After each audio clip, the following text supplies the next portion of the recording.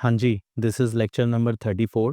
और जैसा कि लास्ट वीडियो को ख़त्म करते वक़्त मैंने बोला था कि रिज़र्व के ऊपर एक क्वेश्चन और बनता है जो हम लोग करेंगे, उसके बाद हम लोग रिवैल्यूएशन के कॉन्सेप्ट के ऊपर जंप करेंगे।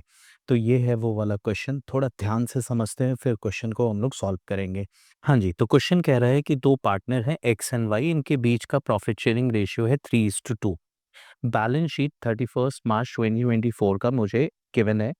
एसेट साइड में मशीन है, फर्नीचर है, इन्वेस्टमेंट है, करंट एसेट्स है और एक एडवर्टाइजमेंट एक्सपेंडिचर था 20,000 रुपीज़ का।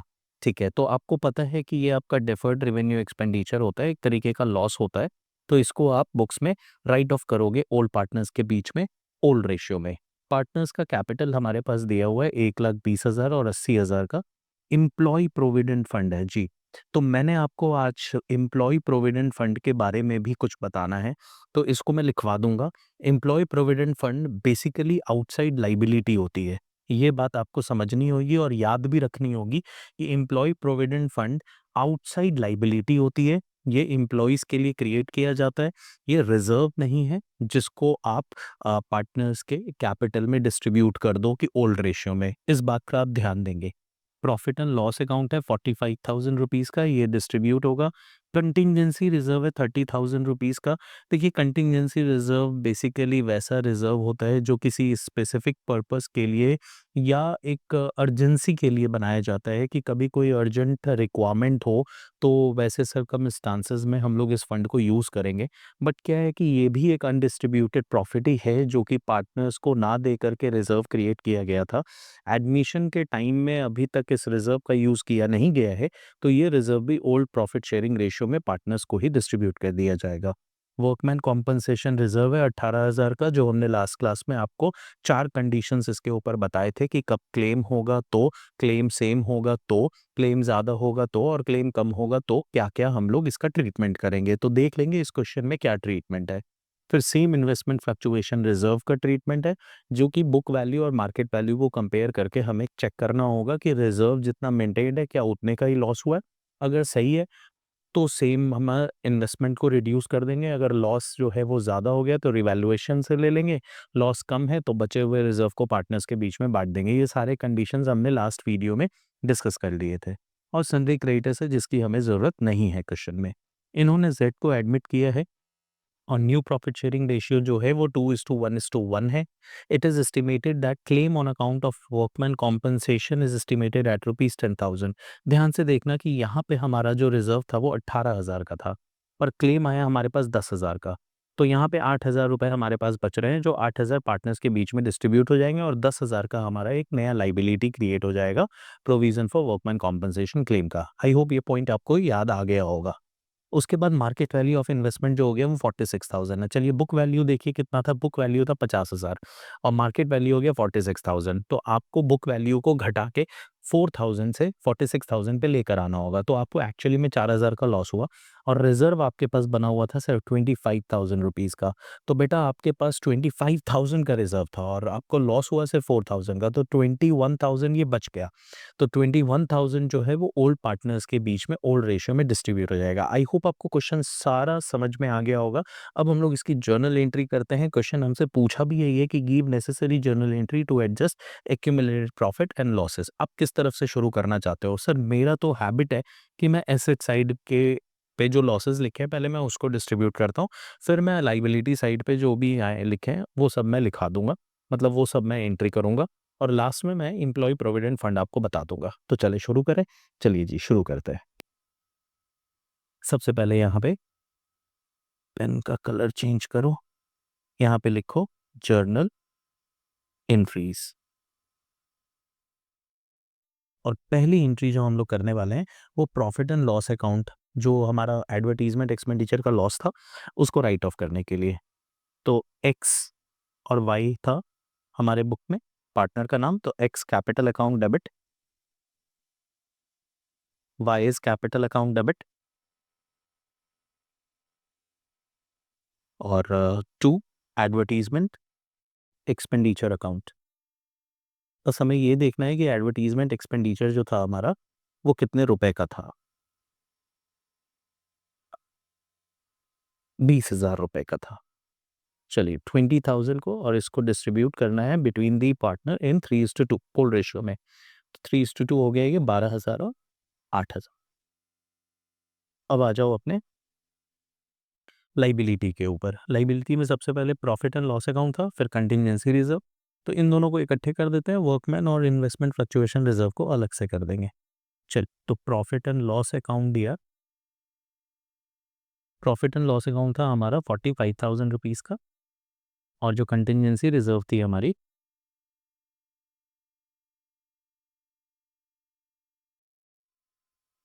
वो थी हमारी 30,000 रुपीज़ की। इन दोनों को ही पार्टनर्स के बीच में डिस्ट्रीब्यूट कर देते हैं। 2x capital account, 2y's capital account. 75,000 distribute होगा between the partner in the ratio of 3:2। मैं 2 मिनट में कैलकुलेट करके बता देता हूँ। हाँ जी, ये हुआ हमारा 45,000 और ये हमारा 30,000। चलिए, अब थर्ड था वर्कमैन कॉम्पनसेशन रिजर्व। तो वर्कमैन कॉम्पनसेशन रिजर्व को मैं शॉर्टकट में लिख देता हूँ WCR। एग्जाम में आप शॉर्टकट मत लिखना, एब्रीवेशन मत लिखना, आप डिटेल में लिखना workman compensation reserve account debit. 18,000 का रिजर्व था। हमारी लाइबिलिटी बनी थी provision for workman compensation claim 10,000 का, और जो 8,000 थे वो 3:2 में पार्टनर्स के बीच में डिस्ट्रीब्यूट हो जाएंगे। तो X capital account to Y's capital account, और ये हो जाएगा 8,000 को 3:2 में डिस्ट्रीब्यूट करता हूं तो 4,800 एंड 3,200। अब लास्ट था हमारा इन्वेस्टमेंट फ्लक्चुएशन रिजर्व। ये हमारे पास था 25,000 रुपए का इन्वेस्टमेंट फ्लक्चुएशन, स्पेलिंग गलत हो रही है, फ्लक्चुएशन रिजर्व अकाउंट ईयर 25,000। पर इन्वेस्टमेंट की वैल्यू जो हमें कम करनी थी, कितने से? 4,000 रुपीज़ से। और जो हमारे पास 21,000 बचा वो हम पार्टनर्स के बीच में डिस्ट्रीब्यूट कर देंगे। 2x capital account, 2y's capital account, और ये होगा 12,600, 8,400। आई होप आपको क्वेश्चन समझ में आया होगा। मैं वो एक जो हमने बताया था आपको एम्प्लॉय प्रोविडेंट फंड के ऊपर भी लिखवा देता हूँ।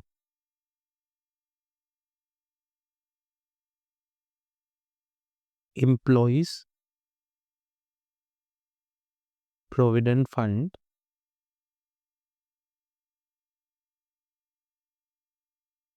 are not to be distributed among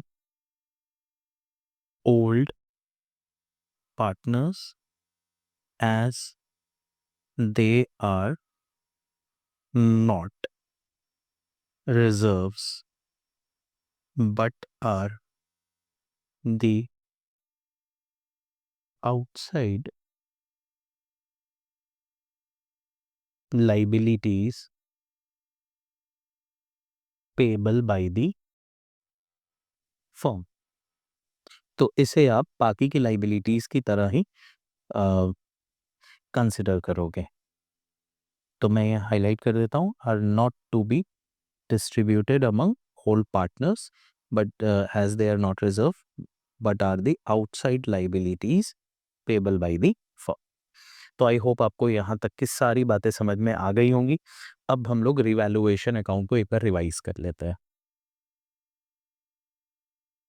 हाँ जी, लेक्चर नंबर 25 जब हमने शुरू किया था, तो वहाँ पे भी हमने आपको रिवैल्यूएशन अकाउंट के बारे में बताया था कि रिवैल्यूएशन अकाउंट जो होता है, उसका मतलब होता है दोबारा से वैल्यूएशन करना। मैंने आपको बताया था कि हमारे बैलेंस शीट में जितने भी एसेट्स एंड लायबिलिटीज़ की वैल्यू होती है, वो हिस्टोरिकल लिखी होती है, और मतलब उसमें सिर्फ डेप्रिसिएशन लगा होता है, पर मार्केट वैल्यू कभी भी नहीं चेक किया जाता है, कभी भी नहीं। पर रिकॉन्स्टिट्यूशन के समय में एक्चुअली होता क्या है कि एक नया एग्रीमेंट बनता है बिज़नेस में हमेशा रिकॉन्स्टिट्यूशन के समय में, हमेशा बिज़नेस में क्या होता है नया एग्रीमेंट बनता है मतलब एक बिज़नेस का रीस्टार्ट होता है। पार्टनर्स हो सकता है change in profit sharing ratio में तो एक्जिस्टिंग पार्टनर ही रहते हैं। पर एडमिशन के समय में 3 से 4 हो जाते हैं, 2 से 3 हो जाते हैं, तो फिर नया एग्रीमेंट तो बनेगा ही बनेगा। तो दोनों ही सिनेरियो में जब भी रिकॉन्स्टिट्यूशन हो तो रिकॉन्स्टिट्यूशन के तो यही मोड्स होते हैं, चेंज इन पीएसआर हो गया, एडमिशन हो गया, रिटायरमेंट हो गया, डेथ हो गया और हमारा अमलगमेशन ऑफ 2 फर्म्स हो गया। तो इन सारे केसेस में हमारे रिवैल्यूएशन अकाउंट को तो बनाना ही पड़ेगा। मतलब हमारे historical prices after considering depreciation जो बुक्स में लिखी हैं, उसको मार्केट वैल्यू पे लाना ही पड़ेगा। तो अब जब भी मार्केट वैल्यू पे आप लेकर आओगे तो ऐसा पॉसिबल है कि जो करंट वैल्यू है, मार्केट वैल्यू है, बुक वैल्यू के कंपैरिज़न में या तो वो इंक्रीज़्ड हो या तो वो डिक्रीज़्ड हो। पर उसके लिए अपने को क्या समझाया गया था कि एसेट्स के कंपैरिज़न में इंक्रीज़ डिक्रीज़ का मतलब अलग होता है और लायबिलिटीज़ के कंपैरिज़न में मतलब लायबिलिटीज़ के पॉइंट ऑफ व्यू में इंक्रीज़ और डिक्रीज़ का मतलब अलग होता है। अगर एसेट्स इंक्रीज़्ड फिगर पे दिखा रहे हैं बुक वैल्यू के कंपैरिज़न में तो ये बिज़नेस के लिए एक गेन हो गया और इसी तरीके से अगर डिक्रीज़्ड वैल्यू पे दिखा रहे हैं तो ये बिज़नेस के लिए लॉस हो गया। अब लायबिलिटीज़ के लिए उल्टा होता है। लायबिलिटीज़ अगर बुक वैल्यू के कंपैरिज़न में अभी इंक्रीज़ दिख रही है तो मेरे को लॉस हो गया और डिक्रीज़ दिख रही है तो मेरे को गेन हो गया। तो ये बातें मैंने आपको उस समय भी समझाई थी। रिवैल्यूएशन अकाउंट को हम लोग profit and loss adjustment account के नाम से भी बुलाते हैं। ये बात मैंने आपको बताया था और बोला था कि 1 नंबर में पूछा जा सकता है कि what is the other name of revaluation account? तो वहाँ पे आप बोलोगे कि P&L adjustment account is the other name of revaluation account. दूसरी बात, रिवैल्यूएशन अकाउंट को हम लोग नॉमिनल अकाउंट के नाम से भी जानते हैं। टी शेप फॉर्मेट में ये अकाउंट बनता है। इसके डेबिट साइड पे सारे लॉसेस लिखे जाते हैं और क्रेडिट साइड पे सारे गेन्स लिखे जाते हैं। तो एसेट्स की वैल्यू में इंक्रीज़ होना ये, लायबिलिटीज़ की वैल्यू में डिक्रीज़ होना ये और अनरिकॉर्डेड एसेट्स की वैल्यू बुक्स में लेकर आना। ये तीनों ही सिनेरियोज़ जो है प्रॉफिटेबल सिचुएशन है, मतलब गेन वाला सिचुएशन है, तो रिवैल्यूएशन अकाउंट के क्रेडिट साइड पे लिखा जाएगा।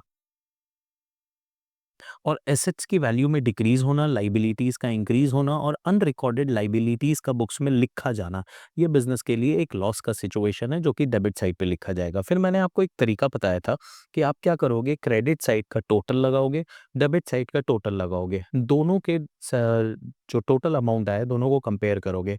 अगर ओवरऑल बिजनेस को गेन आ रहा होगा, यहाँ पे मैंने बताया था कि ए हो गया टोटल आपका डेबिट साइड का और बी हो गया टोटल आपका क्रेडिट साइड का। तो अगर ए और बी के बीच में कंपेयर करो और ए अगर ज़्यादा आ रहा है तो बिज़नेस के लिए ये लॉस का सिचुएशन है और अगर ए अगर कम आ रहा है मतलब गेन ज़्यादा है तो ये बिज़नेस के लिए गेन का सिचुएशन है।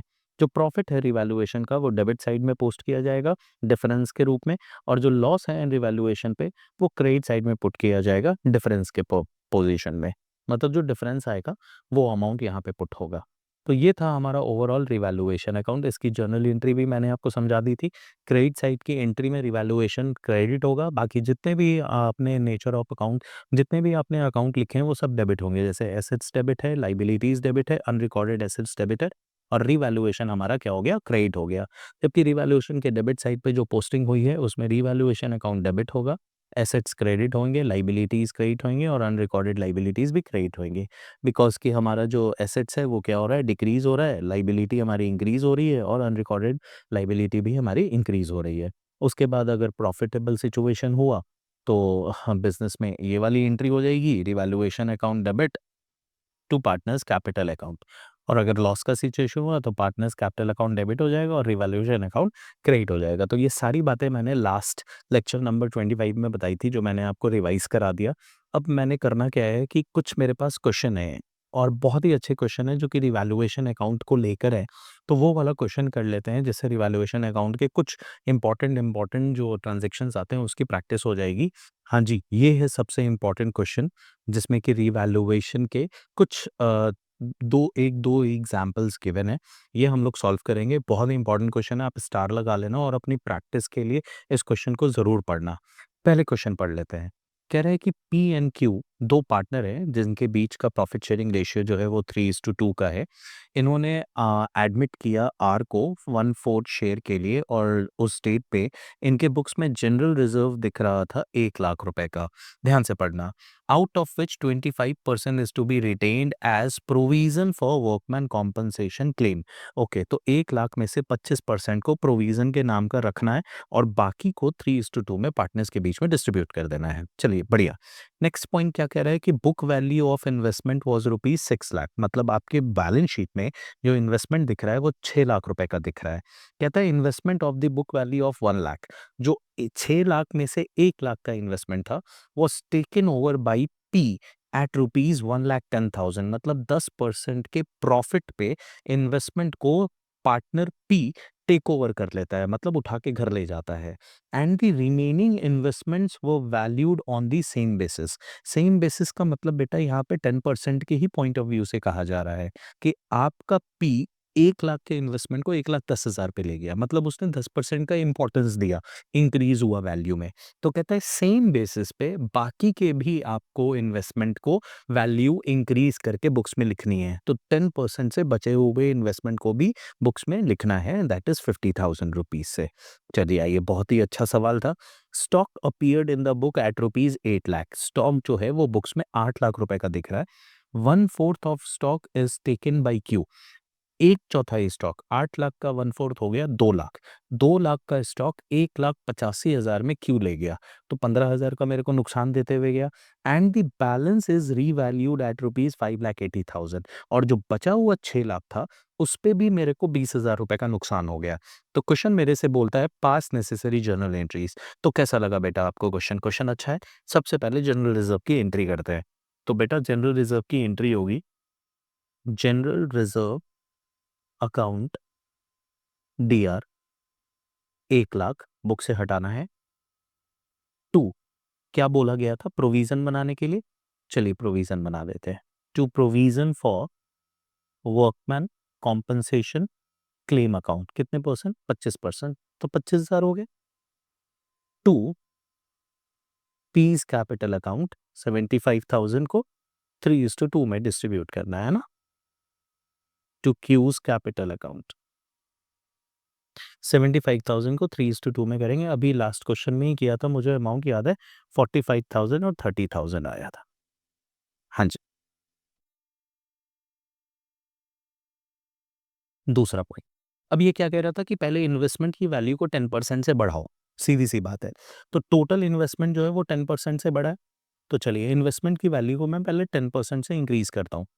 तो इन्वेस्टमेंट को इंक्रीज किया मैंने 60,000 रुपीज से। सर ये 60,000 से क्यों किया?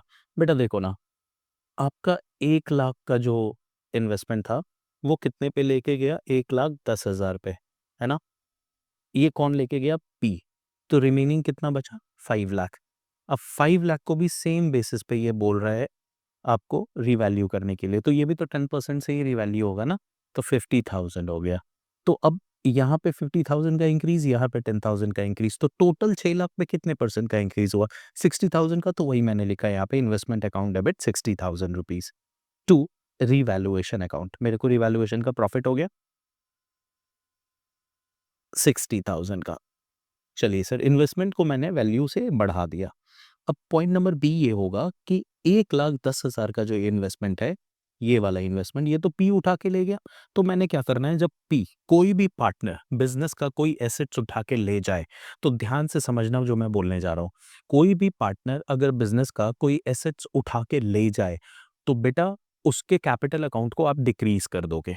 ठीक है, क्योंकि वो उस एसेट्स के बदले आपको पैसे नहीं देने वाला है, तो आप उसके कैपिटल अकाउंट को डिक्रीज करके सेटल डाउन कर दोगे और आपके उस एसेट्स की वैल्यू आपके बुक से क्रेडिट हो जाएगी। तो आपका यहाँ पे पी जो होगा वो डेबिट हो जाएगा। आपने एडजस्ट कर दिया, पी के कैपिटल को रिड्यूस कर दिया ड्रॉइंग्स मानते हुए, और ये अमाउंट कितना हो गया? 1,10,000। 1,10,000 to, 1 second, to investment account 1,10,000।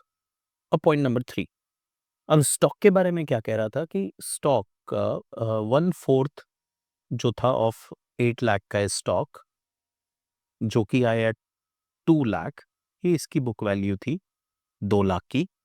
अब इसको क्यू टेक ओवर कर रहा है, क्यू टेक ओवर कर रहा है, कितने रुपए में कह रहा है?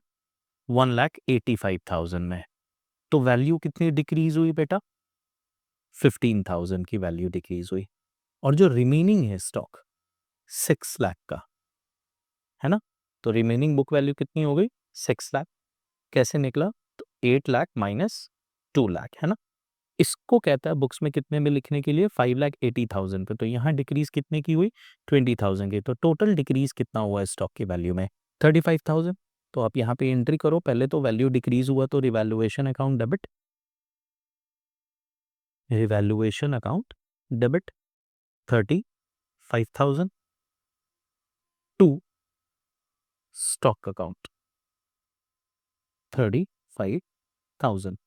अब इसमें से सर्टेन स्टॉक जो है वो कौन उठा के लेके गया था? क्यू उठा के लेके गया था।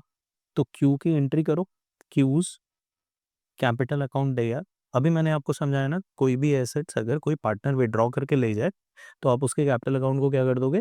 डेबिट कर दोगे। तो क्या उस कैपिटल अकाउंट डेबिट हुआ, टू स्टॉक अकाउंट करो 1,85,000, 1,85,000। अब आप ध्यान से देखो, रिवैल्यूएशन डेबिट हुआ 35,000 से, मतलब लॉस हुआ 35,000 से, और यहाँ रिवैल्यूएशन क्रेडिट हुआ कितने से? 60,000 से। तो प्रॉफिट जो है वो 60,000 का है और लॉस कितना है? 35,000 का। तो नेट नेट आपको क्या हुआ? नेट नेट आपको तो प्रॉफिट हुआ। कितने का प्रॉफिट हुआ? 60,000 माइनस 35,000, दैट इज 20,000 रुपीज का आपको प्रॉफिट हुआ। तो इस प्रॉफिट की भी जर्नल एंट्री जो है बेसिकली आपको वो करनी पड़ेगी। तो वो आप क्या कर दोगे? प्रॉफिट की एंट्री करते हैं, entry number 4, revaluation account debit, revaluation account debit 25,000, 60,000 का प्रॉफिट, 35,000 का लॉस। तो नेट मेरे को गेन हुआ 2। पार्टनर के नाम क्या थे? P and Q, to P's capital account and to Q's capital account. 25,000 को 3:2 में डिस्ट्रीब्यूट करेंगे तो ये हो जाएगा 15,000 और 10,000। आई होप आपको सारी पॉइंट समझ में आई होगी। आज के वीडियो में मैंने तो रिजर्व्स के बचे हुए क्वेश्चंस कराए, वो बहुत ही अच्छा धांसू क्वेश्चन था। दूसरा मैंने रिवैल्यूएशन का रिवीजन करा दिया और तीसरा मैंने रिवीजन के पॉइंट ऑफ व्यू से ही रिवैल्यूएशन का एक छोटा सा क्वेश्चन कराया। नेक्स्ट वीडियो जो होगी वो छोटी सी होगी, रिवैल्यूएशन का एक क्वेश्चन कराना है जो कि अदर वेराइटीज़ इसी तरीके से वैरायटी ऑफ ट्रांजैक्शंस के ऊपर होंगे। फिर हम लोग कॉम्प्रिहेंसिव क्वेश्चंस जो हमारे बड़े बड़े क्वेश्चंस हैं उसको हम लोग स्टार्ट करेंगे करना, जिसमें आपका टॉपिक जो है अब ज़्यादा बचता नहीं है। इसमें कॉम्प्रिहेंसिव क्वेश्चंस करने हैं, revaluation account, partners capital account और बैलेंस शीट नहीं बनाने वाले। फिर उसके बाद एक हिडन गुडविल का टॉपिक है और एडजस्टमेंट ऑफ कैपिटल का टॉपिक है। तो 4 से 5 लेक्चर्स उसमें ये चैप्टर आपका आई होप कि जल्दी से ख़त्म हो जाए।